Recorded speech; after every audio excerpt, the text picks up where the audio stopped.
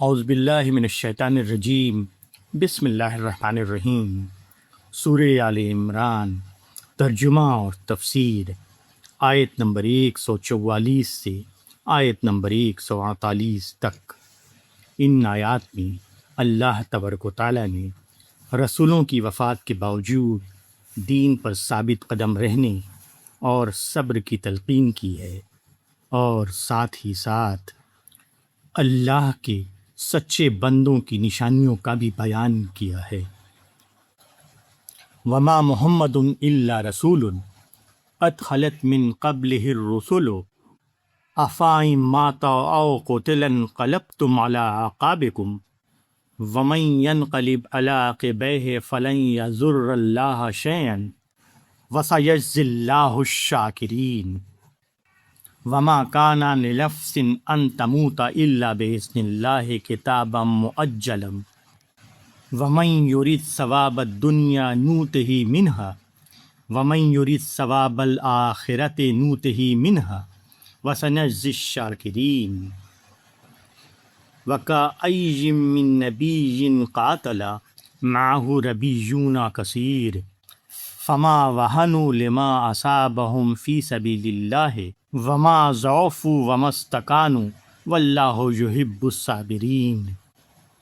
وما کان قولہم الا ان قالوا ربنا اغفر لنا ذنوبنا واسرافنا فی امرنا وثبت اقدامنا وانصرنا علی القوم الکافرین۔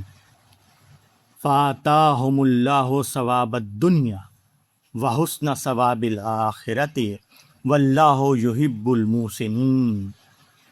سورہ آل عمران کے ان آیات کا ترجمہ ہے: محمد بس ایک رسول ہیں، ان سے پہلے بھی رسول گزر چکے ہیں، پھر کیا اگر وہ مر جائیں یا قتل کر دیے جائیں تو تم الٹے پاؤں پھر جاؤ گے؟ اور جو شخص پھر جائے وہ اللہ کا کچھ نہیں بگاڑے گا، اور اللہ شکر گزاروں کو بدلہ دے گا۔ اور کوئی جان مر نہیں سکتی بغیر اللہ کے حکم کے، اللہ کا لکھا ہوا وعدہ ہے۔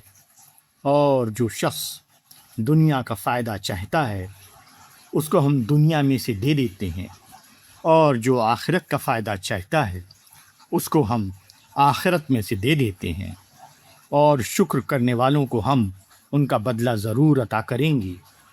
اور کتنے نبی ہیں جن کے ساتھ ہو کر بہت سے اللہ والوں نے جنگ کی، اللہ کی راہ میں جو مصیبتیں ان پر پڑیں ان سے نہ وہ پست ہمت ہوئے، نہ انہوں نے کمزوری دکھائی، اور نہ وہ دبے، اور اللہ صبر کرنے والوں کو دوست رکھتا ہے۔ ان کی زبان سے اس کے سوا کچھ اور نہ نکلا کہ اے ہمارے رب، ہمارے گناہوں کو بخش دے، اور ہمارے کام میں ہم سے جو زیادتی ہوئی اس کو معاف فرما، اور ہم کو ثابت قدم رکھ، اور منکر قوم کے مقابلے میں ہماری مدد فرما۔ پس اللہ نے ان کو دنیا کا بدلہ بھی دیا اور آخرت کا اچھا بدلہ بھی، اور اللہ نیکی کرنے والوں کو دوست رکھتا ہے۔ سورہ آل عمران کی ان آیات کی تفسیر ہے: احد کی جنگ میں یہ خبر مشہور ہوئی کہ نبی کریم صلی اللہ علیہ وسلم شہید ہو گئے۔ اس وقت کچھ مسلمانوں میں پست ہمتی پیدا ہو گئی، مگر اللہ کی حقیقی بندے وہ ہیں جن کی دینداری کسی شخصیت کے اوپر قائم نہ ہو۔ اللہ کو وہ دینداری مطلوب ہے جبکہ بندہ اپنی ساری روح اور ساری جان کے ساتھ صرف ایک اللہ کے ساتھ جڑ جائے۔ مومن وہ ہے جو اسلام کو اس کی اصولی صداقت کے بنا پر پکڑے، نہ کہ کسی شخصیت کے سہارے کی بنا پر۔ جو شخص اس طرح اسلام کو پاتا ہے اس کے لیے اسلام ایک ایسی نعمت بن جاتا ہے جس کے لیے اس کی روح کے اندر شکر کا دریا موزن ہو جائے۔ وہ دنیا کے بجائے آخرت کو سب کچھ سمجھنے لگتا ہے۔ زندگی اس کے لیے ایک ایسی ناپائیدار چیز بن جاتی ہے جو کسی بھی لمحہ موت سے دوچار ہونے والی ہو۔ وہ کائنات کو ایک ایسے خدائی کارخانے کی حیثیت سے دیکھ لیتا ہے جہاں ہر واقعہ خدا کے اذن کے تحت ہو رہا ہے، جہاں دینے والا بھی وہی ہے اور چھیننے والا بھی وہی۔ ایسے ہی لوگ اللہ کی راہ کے سچے مسافر ہیں۔ اللہ اگر چاہتا ہے تو دنیا کا عزت و اقتدار بھی ان کو دے دیتا ہے، اور آخرت کی عظیم اور ابدی انعامات تو صرف انہی کے لیے ہیں ہی۔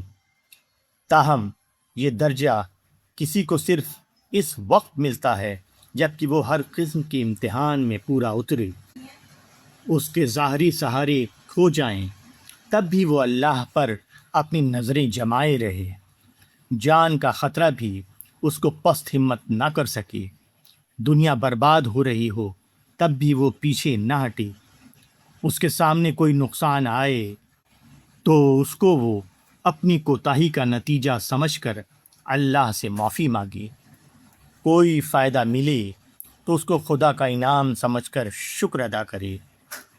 مومن کا یہ امتحان جو ہر روز لیا جا رہا ہے، کبھی ان ہلا دینے والے مقامات تک بھی پہنچ جاتا ہے جہاں زندگی کی بازی لگی ہوئی ہو۔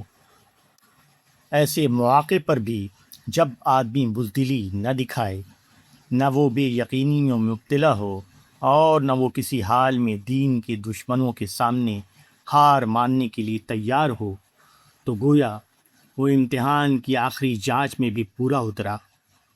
ایسے ہی لوگوں کے لیے ہر قسم کی سرفرازیاں ہیں۔ تاریخ میں وہی لوگ سب سے زیادہ قیمتی ہیں جنہوں نے اس طرح اللہ کو پایا ہو اور اپنے آپ کو اس طرح اللہ کے منصوبے میں شامل کر دیا ہو۔